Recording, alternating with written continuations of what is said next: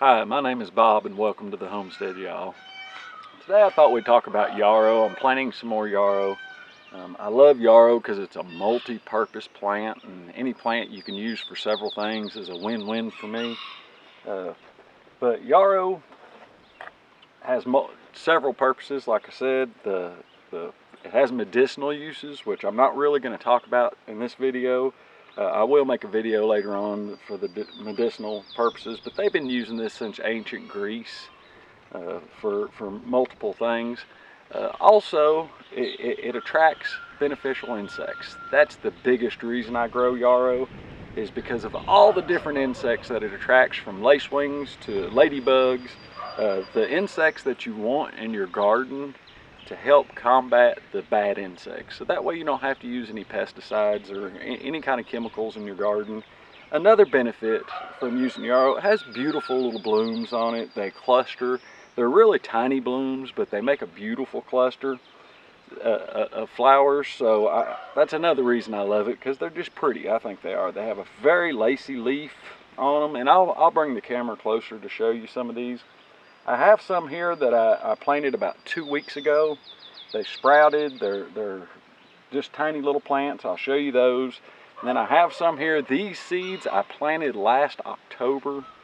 And when I planted them in October, everything I've read from people all over the internet said that it was too late in our zone to plant them on the ground, that they wouldn't make it through the winter. Now we're in zone 6B where we're at, just because here in Tennessee where we're at 2,100 feet elevation.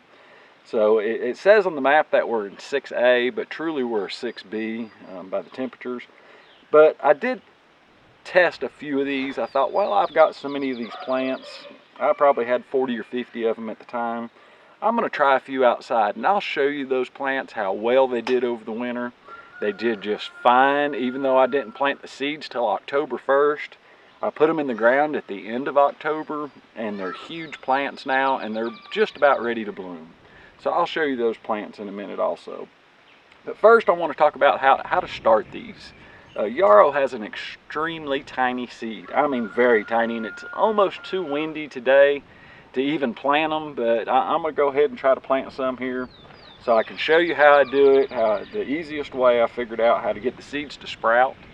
Yarrow needs light to sprout. If you plant your seeds into the soil, then they're not going to sprout. They need the sunlight to sprout. So I'm going to show you how I do that. So I have a few here in these 4-inch pots, and you can see how they cluster together where I do my seeds. And then some of them there's only 1 or 2 plants in. And like I said, I'll bring the camera closer. And today what we're going to do is we're going to plant some yarrow. This is some pink yarrow from Baker Creek. A friend of ours went to the festival last weekend, and she brought this back for me. I do not have any of the pink, so I was really happy that she brought me some. So this is what we're going to plant today. We're going to grow some of this to get in our garden, and we're going to grow them in 3-inch pots. Now I could use a starter tray like this, but I found the seeds are so small, and I like to spread several seeds out in a circle in each of these 3-inch pots, that it works better if I do it in a 3-inch pot. And when you go to plant it, it's not that big a deal using a 3-inch pot to pull it out and plant it. And you have 2 or 3 plants together. And you can see how I have these. There's actually 4 plants in this little pot here. So it really works out well doing them this way. By all means though, if you want, you can do them in a regular seed starting tray. I've just found this to be a little bit easier. So let me grab the camera, I'll bring it closer, I'll show you how tiny these seeds are, and we'll go ahead and plant these 3-inch pots. Okay, here are the ones I started a few weeks ago. You can see how many plants. That one really has a lot of them in it. But some of these don't have many. That one only has 1 or 2. That one has 3 or 4. You can see about every one of them have some in it though. So that's why I like using the 3-inch and the 4-inch pots. And then these are the ones I transplanted from last fall. I went ahead and transplanted them out of the 4-inch pots into these bigger pots until I get time to get them in the ground. But that's what they look like. A couple different stages you can see here, and I'll show you another stage here in just a minute. We'll go out to the garden and look in them. So the first thing I like to do is get dirt into my 3-inch pots. I like to put dirt in my 3-inch pots, and then I set them in a pan of water and let them soak water up overnight so they're nice and wet. And then now what we're going to do is we're going to take the seeds out of the packet and we're just going to sprinkle them on the top. Now, after we get the seeds on here, I will not water these from the top again except for with a spray bottle. I'll just go in here every day and I'll just spray them with a spray bottle every day. Now, once they've sprouted and they get up about the size of these other ones, then I'll put them in a tray again, a tray of water, and water them from the bottom until they get on up to this size here. And then you can water them from the top if you want. It's not going to hurt anything. I just like watering plants from the bottom. It just does a better job, and you don't have to worry about getting water all over your foliage or bacteria. So here's our yarrow we're going to plant. Now, I did open this up already. I spread some of these seeds out in my field. I want to try to get some going out there, but you can see I open it from the bottom. I do most seed packets that way. Of course, we save most of our seeds, so we don't have many seed packets anymore unless it's something that we're wanting. And the reason I do that is because most of your pertinent information is printed at the top on the back of your packets. All of Baker Creek seeds are that way, but almost every seed manufacturer does it that way. So if I need to find out any of the information, it's all here. If I tear it at the top, it rips through it, and you got to try to piece it back together, and sometimes it doesn't work well. So I found that if I tear it at the bottom, I'm not tearing any information, and it just seems to work better for me. And now, depending on how big the seed is, on how big a tear I make in it, and like I said, these are tiny seeds. I'm not sure whether you're even going to be able to see them that well on the camera. Set them back here. But that's the seed. You can see how tiny they are. That's probably 50 or 60 seeds there, easy. So what we're going to do is take a little pinch and just drop a few in each one of these containers. So that's the way I do it, and I just kind of do it in a circle and drop a few seeds in each one.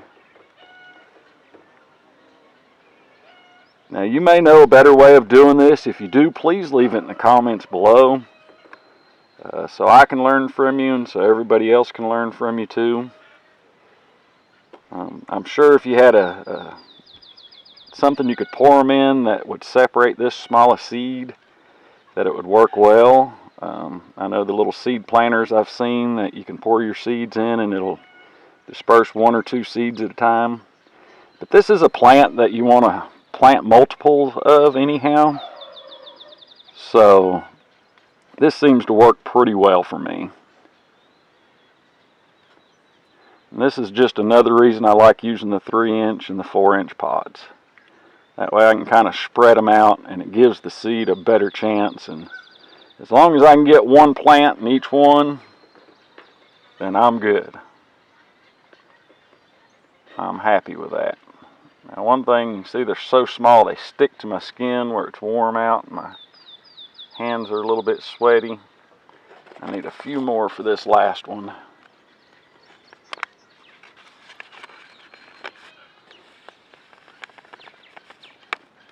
Okay.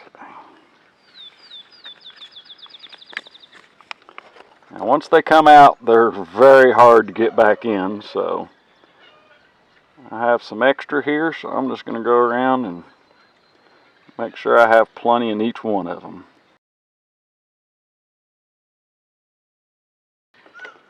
Alright, just like that. That has all the seed in here, so like I said, once the seed is in here, I will only use this mister to water them from the top every day, sometimes multiple times a day. I'm going to roll this up. And that's all there is to it. So those yarrow seeds are planted. I'll go get a label and we'll stick a label in one of those. Okay, I have our label here. Now what I use for labels, this is an old mini blind, and I just take the slats out of an old white mini blind and cut them into about 6-inch sections, and then I use a paint marker on it. You can see I just wrote Yarrow there in a paint marker. I'll put it on there. That works well. If you use a Sharpie, by the end of the summer that'll be gone, and I reuse as many of these as I can. I'll use them multiple times. When I'm done with them, I'll put them in a stack, and then when I start more seed from Yarrow, I'll just go through my stack and find it, and I'll use them for several years. They work great. But we're done with these, so let's go out here in the garden. I'll show you the next stage of a Yarrow plant. Like I said, I don't have any Yarrow blooming right now, but I did want to show you this stage of the Yarrow. You can see it's starting to send up shoots right now, and this is where our blooms will be. I'll insert some pictures in the video so you can see what the blooms look like. But these are some of the seeds I started last October, and I put this plant in the ground probably the end of November. Or middle to end of November is when I put it in the ground. It did great. It grew just fine. You can see how much bigger it is than those I have in the pots over there that I showed you earlier. It's much bigger. So anything I plant in late summer, early winter, I want to make sure it's going to make it through the winter. And just doing a test like this with just 1 or 2 plants tells me that I can plant Yarrow all the way into November here. Especially if we have a mild November, it's going to do just fine. But I've got a bunch of Yarrow to plant this summer, so I really don't have to worry about that. But if you don't get your seeds started until late October, and you're not any further north than we are here in Zone 6, then by all means, I'd go ahead and plant it, get it in the ground. It's going to work just fine. But this is what it looks like when it sends the shoots up, and this is where the blooms will be, and hopefully we'll be attracting plenty of beneficial insects with these plants.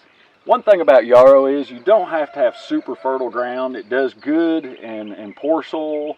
It does well in heat also. It does real well. So you don't have to have the best soil in the world to grow Yarrow. It'll do fine. Of course, if you have good soil, it's going to grow better. You can see how well this has grown. I have another smaller Yarrow plant over here that I planted a few weeks ago. That was from the seed last summer, and it's only about as big as the ones in the pots over there. But this is Yarrow. This is Yarrow I started last October and put it in the ground last fall. It's starting to bloom. I know when I made my video earlier in the spring, I was just going to go ahead and post that video, and I didn't have any Yarrow blooming. And I thought, no, I'm going to wait till some blooms. You can see that this here is one plant. It's put off all these blooms. They're beautiful little blooms, and there's all kinds of insects on them. I mean, right there, there's 2 different kinds of flies on that one.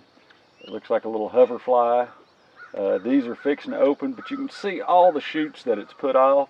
I'm going to show you another one over here I planted back last fall also. Everything I read said they wouldn't live, and they did great. I wish I'd have planted everything that I'd started. I started around 100 plants. And I only put out 10 or 15 of them, and every one of them did fine, and they're all blooming like crazy. So I just wanted to show you that one. I'm going to take you on the other side of the fence here and show you another one. It's about the same size, and it's blooming too, but these are the white.